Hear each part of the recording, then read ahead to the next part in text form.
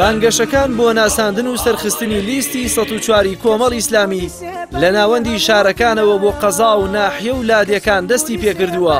کاندیدەکانی ئەو لیستەش لە نزیکەوە بەڵێنی خەمخۆریان بە خەڵک و نیشتیمان بۆ دەنگدەرانیان دووپات دەکەنەوە.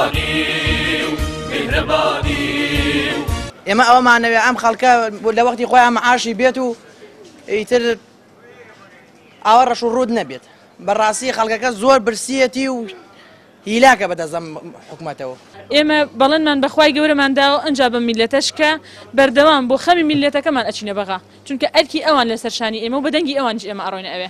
وڵا داواکاریمان بێتوە ناو قەراخ و بڵێ من ئەو ڕۆژەکە لە قەراخا بووم ئەو ڕۆژەم و چی داواکاریەکتان هەیە داوامان ئینکەن. زۆر باشە، ئەمە داواکاری هاوڵاتیەکە ئاسایی دەڵێ دوایەوەی بوویتە پەرلەمانتار وەرەوە ناو بەسەر چاو ئینشاءڵڵا من پشت بەخوا ئەگەر دەرچووم ئەو پشت بەخوا وعد دێمەوە ناویان. یعنی مەبەستم لەوەی لە کۆی کورد 63 پەرلەمانتارمان ئەچێتە بەغا دوانسیان عەدەدێکی کەم بەقەدەر پەنجەی دەستێکیان دیارەمێنێ. باقیەکەی من پەرلەمانتار هەیە تا ئیسە لەسەر تەلەڤیزۆن کاڵە پەرلەمانتار بووم نایناسم لە ماوەی 4 ساڵە، بەڵام ئەحمەد حاجی ڕەشی ئەگەر یەکێ بڵێ نایناسم خوای گرێ. وانە وەڵام من ئەڵێم هیوادارم سەرکەوتوو بێ و دەوری کاک ئەحمەدمان بۆ ببینێ. منیش هیوادارم ئینشاءڵڵا بە ئومێدیەوەی کە سەرکەوتوو بووم دەوری کاک ئەحمەد بە زیادەوە بگێڕم. ئەلەندی خۆر لەناو ئاسمانی چاوتانە. شەڕی نوێنەرانی کۆمەڵ لە ڕابردوو دژی گەندەڵی و بەرگری لە قوتی خەڵک و مسەوگەرکردنی بەشەبوجەی کورد لە بەغدا بووەتە ئەزموونێکی تاقیکراوی سیاسەتی کاری نوێنەرانی کۆمەڵ و جێگەی متمانەی هاوڵاتیان و دەنگدەران. بەدڵنیایەوە ئەمە کاچینە ناو ئەو شوێنانە هەوڵەیەن دیمەنێکی شارستانی پێڕەوکەین سیارەکان لە شوێنێک دائەنین و بە پێ ناو بازاڕەکەیە ئەو بزنس کارت و ڕکلامانی کەلامانە ئەیگە لەگەڵ کاندیدەکانە ئەچینە خزمەتی دەنگدەران. داوا لە هەموو خەڵکی کوردستان ئەەکەم کە چۆن نەڕزان هەبوو لەسەر ئەم دەسەڵاتە لەسەر ئەم دەسەڵاتە گەندەڵکارە داوایان لێ یەکەم هەمویان لە ڕۆژ هەڵبژاردنە حەقی خۆیان وەرگرنەوە لە دەسەڵات. من ئەمە یەکەم جارمەکە لە پرۆسەی دەنگدانە بەشداری بکەم.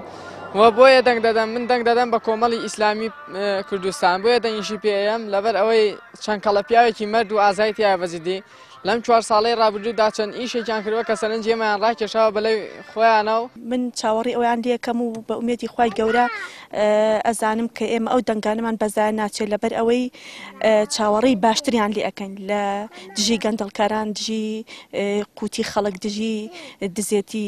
ئێمە وەک دانیشتوانی قەزای خەرەداغ دەڤەری خەرەداغ پشتگیری خۆمان بۆ سەرخستنی لیستی 104 ئیسلامی دووپات دەکەینەوە. پێم وابێ خەڵکی مەنتیقەی قەرەداغ ئەلحەمدولیلا خەڵکێکی دیندار و لە خواتر سوڕ و لەخوایە و بەو پەڕی جۆش و خڕۆش و پێشوازی لێکەین و ئومێدمان وایە ئەوەی لە مەنتیقەی قەرەداغاژی ئەوەی لەم سنووری قەزای ئێمە دەنگدە بە کۆمەڵی ئیسلامی چۆ کۆمەڵی ئیسلامی ئەتوانێت لە داهاتووە مافە زەوت کراوەکانیان ئەوانەی کە ئەمڕۆکە بەناحەق ماڵ و مڵک و سامانی ئەم میلەتەوە ئەم مەنتیقەیان خواردووە ئەتوان لە چنگیان بێنە دەرەوانی. لە ماوەی 25 ڕۆژی دیاریکراو بۆ بانگەشەی هەڵبژاردننی ئەنجومەنی نوێنەرانی عێراق لیستی 104 کۆمەڵ ئیسلامی بەپێی چەند قۆناغێک هەڵمەتەکانی بانگەشەی بەڕێوە دەبات.